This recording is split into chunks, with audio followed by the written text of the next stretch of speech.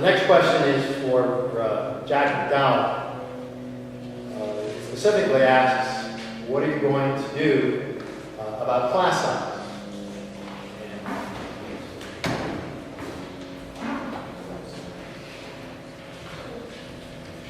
Local fireman living in a borough, I thought about leaving.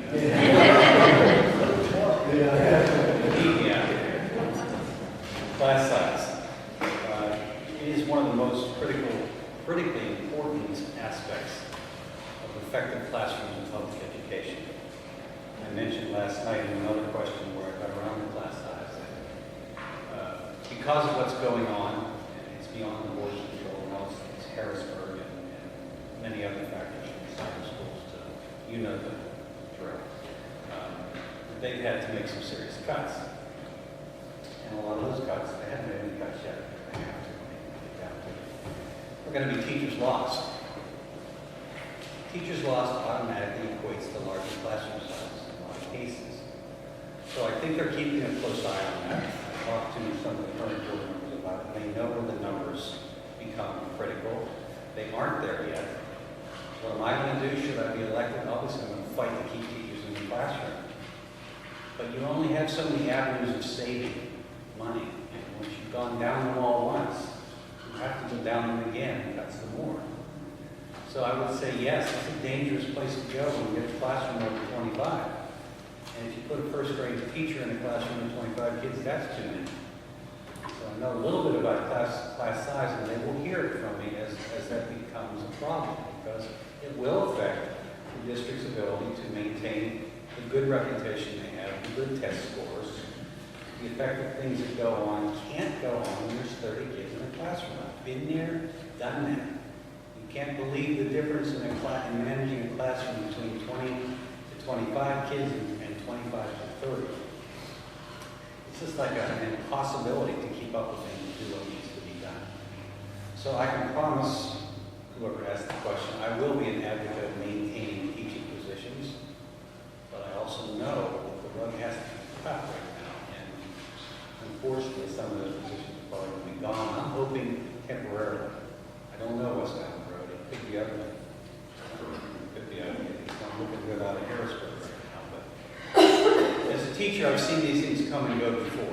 We've always had issues facing us. We've been fighting things for the 34 years I was in the classroom, and since I retired, they haven't gotten any better. In fact, they've gotten worse. I have never seen it as bad as it is right now. The school is facing an unprecedented amount of criticism. So I would repeat what I started with: class size is critical.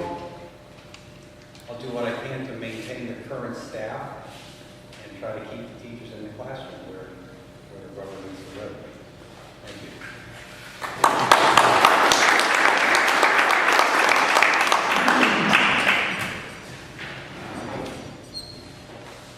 Pick on Lynn next.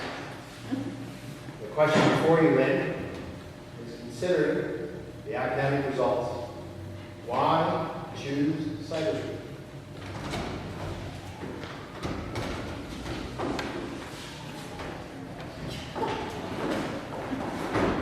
Jack just reminded me that I have 3 minutes.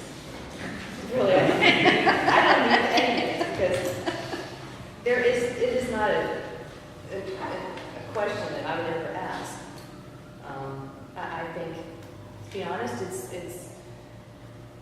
a very destructive thing to do for your child, to put the child in cyber school. There are very, very minuscule amount of children that would actually excel in a cyber school. And to be honest, not only are they deprived academically, but socially. I mean, kids are too busy texting each other now. There's no communication skills as it is. They don't even pick up the phone and talk.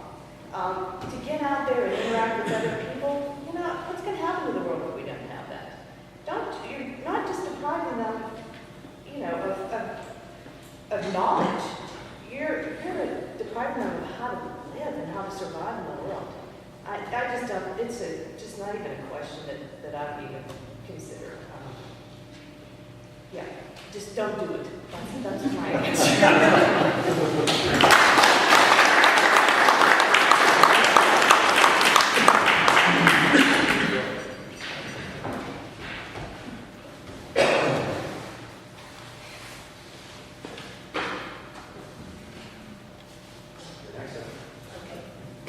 question, how will Cook Township be affected if Laurel Valley, or excuse me, if the Laurel School reopens?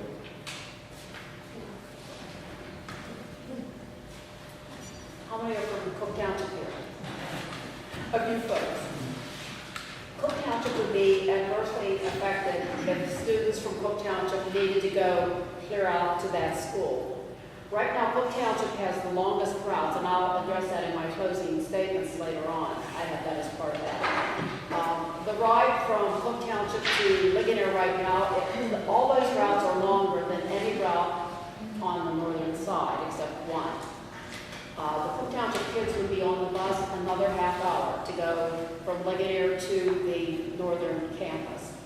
It would be a catastrophic detriment to their education. Right now, we're on the bus a long time. They have done well with that. Our kids from Cook Township, from kindergarten on, have come to Ligonier to school. I don't even know how many years it's been, 30 years? Something, I don't remember. It's been a long time. Okay. Long time. So it would be a very detrimental effect for every child in Cook Township to have to travel any further than Ligonier, which is very near to the center of the district. And I can't say any more than that. I would never, as a board member, ever vote for that to occur. Thank you.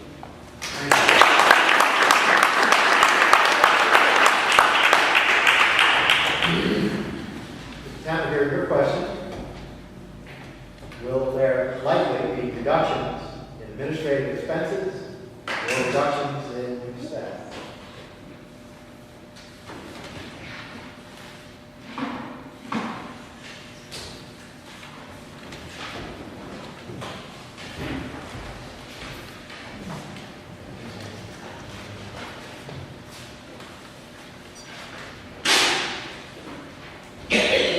Give you an idea of the deductions that we have done to this point. When Dr. Christine Oldham was hired, we did not replace the assistant superintendent. That saved the district in salary of about $110,000 to $112,000 off the top of my head, plus probably another $40,000 to $50,000 in benefits. So we did not replace an assistant superintendent. We did not replace a tech coordinator. We contracted that out to insure out of Charlestown, and we saved $45,000. The salary we saved by replacing that tech coordinator with insure saved us an additional $105,000. Insure saves us approximately $105,000 a year. That's to take care of our technology in the district. We had a in-house dietitian. We did not hire a person to take that place. We hired Nutrition Incorporated, and that saved us $61,000. We continue to save with nutrition under the latest contract about $93,000. At the Ligonier Valley Middle High School, we did not replace an assistant principal there at a savings of about $105,000. We have saved money over the last 4 years. That's how we've been able to maintain a no millage increase. We expect in the future there will be additional administrative positions not filled. We have also, at this point, served notice on approximately 21 educators that, depending on this budget crisis we have, we may have to reduce. You realize that salaries and benefits constitutes about 72% of our budget.